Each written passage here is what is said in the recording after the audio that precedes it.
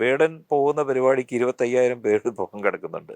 ഇവിടുത്തെ മോഹൻലാലോ മമ്മൂട്ടിയോ ഞാനൊക്കെ തീരെ അതിനൊക്കെ ഒരുപാട് താഴെയല്ല. അപ്പൊ അവർക്കൊന്നും കിട്ടാത്ത ഒരു വാല്യൂ വേടന് കിട്ടുന്നുണ്ടെങ്കിൽ എന്തുകൊണ്ടാണ് അത് പോകുന്നുണ്ടെന്ന് ഒന്ന് ചിന്തിക്കാത്തത് എന്താണ്? അയാൾ ഒരു വലിയ നന്മ കഴിഞ്ഞ ദിവസം ചെയ്തായിരുന്നു. കാരണം പ്രിയദർശിനി അവാർഡ് എന്ന് പറയുന്ന ഒരു അവാർഡ് അദ്ദേഹത്തിന് 1,00,000 രൂപയും പ്രശസ്തി പത്രവും ഒക്കെയാണ് തൃശ്ശൂർ എവിടെയാണ് നടന്നത്. അപ്പോൾ അതിനകത്ത് എനിക്ക് കണ്ടതെന്ന് വെച്ചാൽ അതിൽ കിട്ടിയ 1,00,000 രൂപ അദ്ദേഹം തിരിച്ച് ആ ലൈബ്രറിക്ക് കൊടുക്കുകയാണ്. ലൈബ്രറിക്ക് കൊടുത്തുകൊണ്ട് പുള്ളി ചെയ്തതെന്ന് വെച്ചാൽ ഇവിടുത്തെ ഈ 1,00,000 രൂപയ്ക്കും ബുക്കുകൾ വാങ്ങിച്ച് പുതിയ തലമുറയ്ക്ക് വളരണം, അല്ലെങ്കിൽ ആ ലൈബ്രറി വളരണം. അപ്പോൾ വായനാശീലം കുറവാണ്. ഒരാളുടെ സ്റ്റേറ്റ്മെന്റ് എന്താണ് പറയുന്നത് വളരെ കൃത്യമായിട്ട് കേൾക്കാതെ അഭിപ്രായങ്ങൾ പറയുന്ന ഒരുപാട് പേരാണ് ഇന്ന് നമ്മുടെ കേരളത്തിലുള്ളത്. വേടനെ പിന്നെ കേരളത്തിൽ നിന്ന് സമൂഹം പിന്നെ സപ്പോർട്ട് ചെയ്ത ഒരാൾ ഞാനാണ്. കാരണം വേടന് മുമ്പേ സഞ്ചരിച്ച് ഇതൊക്കെ അനുഭവിച്ച ഒരാളാണ് ഞാൻ.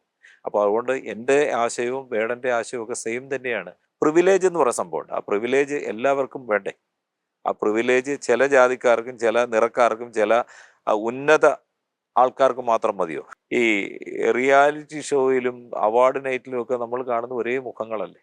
എത്ര എത്ര പ്രതിഭകൾ പുറത്തു നിൽപ്പുണ്ട്. അവർക്കൊക്കെ അവസരങ്ങൾ കൊടുത്തുകൂടെ? എൻ്റെ കാര്യത്തിന് വേണ്ടിയല്ല ഞാൻ ഒരിക്കലും പറയുന്നത്. എനിക്ക് വേണമെന്നോ ഒന്നുമല്ല.